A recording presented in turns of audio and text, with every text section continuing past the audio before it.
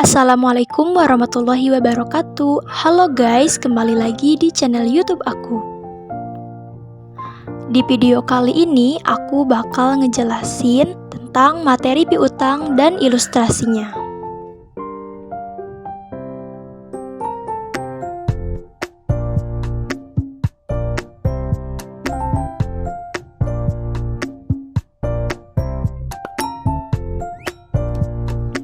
Tujuan pembelajarannya yang pertama, jabarkan klasifikasi dari piutang atau receivables. 2. Menggambarkan kontrol internal terhadap receivables. 3. Menjelaskan sifat dasar dan akuntansi untuk piutang tak tertagih. 4. Menjurnal piutang tak tertagih dengan metode pencadangan atau allowance method dan mengestimasi piutang tak tertagih berdasarkan penjualan dan analisis piutang. 5. Menjurnal penghapusan langsung piutang tak tertagih. 6. Menjelaskan karakteristik dari wesel atau promissory notes.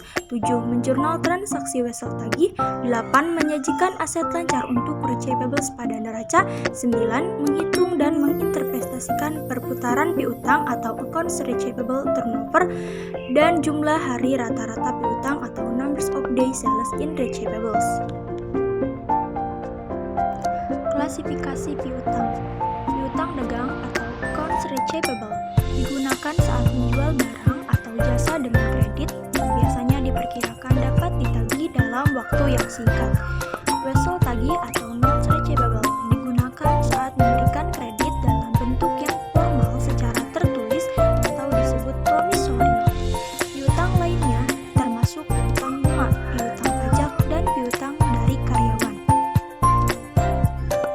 Nah, berikut ini adalah siklus pemisahan tanggung jawab yang terkait dengan piutang.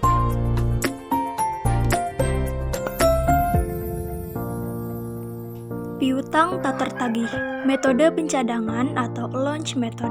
Metode ini konsisten dengan matching principle. Manajemen membuat estimasi setiap tahun berapa bagian piutang yang tidak dapat tertagih. Beban piutang tak tertagih atau uncollectible accounts expense di debit dan penyisihan piutang tak tertagih atau allowance for doubtful accounts di kredit.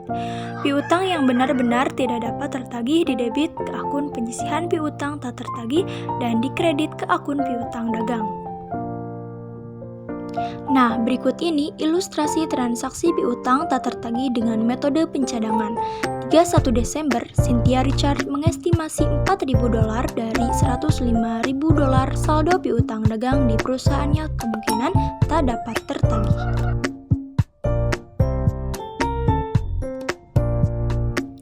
Nilai realisasi bersih atau net realizable value. Jumlah piutang usaha bersih yang diperkirakan dapat tertagih disebut nilai realisasi bersih. Jurnal penyesuaian mengurangi piutang menjadi nilai realisasi bersih dan mencocokkan beban piutang tak tertagih dengan pendapatan. Selanjutnya, tanggal 21 Januari, piutang John Parker sebesar $610 dianggap benar-benar tidak dapat tertagih. Berikutnya, melakukan pencatatan kembali piutang John Parker yang telah dihapus karena ternyata piutang tersebut dapat ditagih.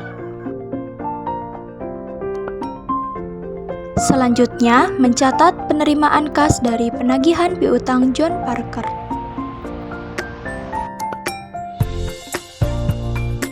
Mengestimasi piutang tak tertagih.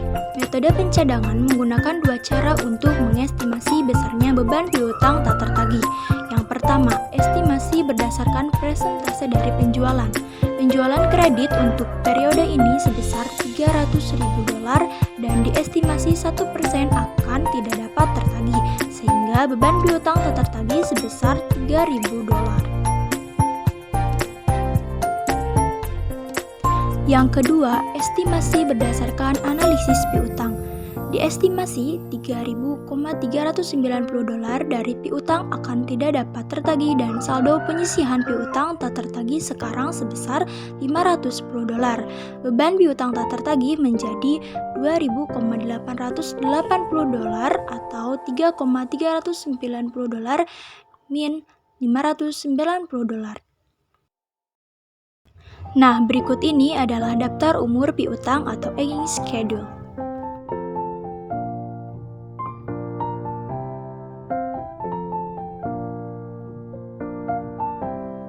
Penyesuaian akhir tahun piutang tak tertagih dalam buku besar umum dan neraca.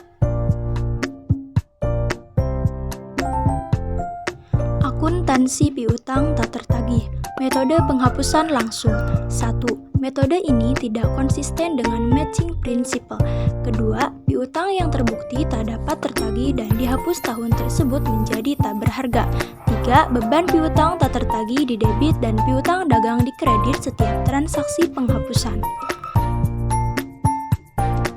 Nah, berikut ini adalah ilustrasi transaksi piutang tak tertagih dengan metode penghapusan langsung. 10 Mei, piutang DL Rose ditetapkan tidak dapat tertagih. Saldo sebesar $420 dihapus dari pencatatan. Pada tanggal 1 November, DL Rose memberi cek sebesar $420 untuk pembayaran piutangnya. Nah, jurnal kedua, pencatatan atas kas yang diterima dari pelunasan piutang DL Rose. Wesel tagih. Wesel tagih merupakan dokumen tertulis berisi perjanjian untuk membayar 1. Sejumlah uang tertentu atau pokok pinjaman, 2. Kepada pihak tertentu, 3. Di tempat tertentu, 4. Pada tanggal tertentu atau sesuai permintaan, yang terakhir ditambah bunga pada persentase tertentu dari pokok pinjaman per tahun. Selanjutnya, tanggal jatuh tempo wesel tagih. Tanggal kapan wesel dilunasi disebut tanggal jatuh tempo. Nilai jatuh tempo wesel tagih. Jumlah terutang saat jatuh tempo disebut nilai jatuh tempo. Rumus untuk perhitungan bunga adalah pokok kali tingkat bunga kali waktu sama dengan bunga. Dan rumus perhitungan nilai jatuh tempo adalah pokok tambah bunga sama dengan nilai jatuh tempo. Berikut ini adalah ilustrasi transaksi wesel tagih. Wesel senilai $6.000 30 hari 12% tertanggal 21 November diterima dari WA Bun Company untuk penjualan barang.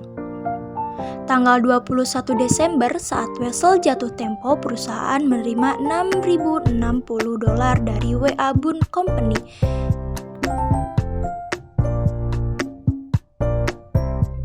Jika WA Bun Company gagal membayar wesel pada tanggal jatuh tempo, dianggap sebagai dishonored not retrievable. Wesel beserta bunganya ditransfer ke piutang pelanggan. Nah, berikut ini adalah piutang pada neraca.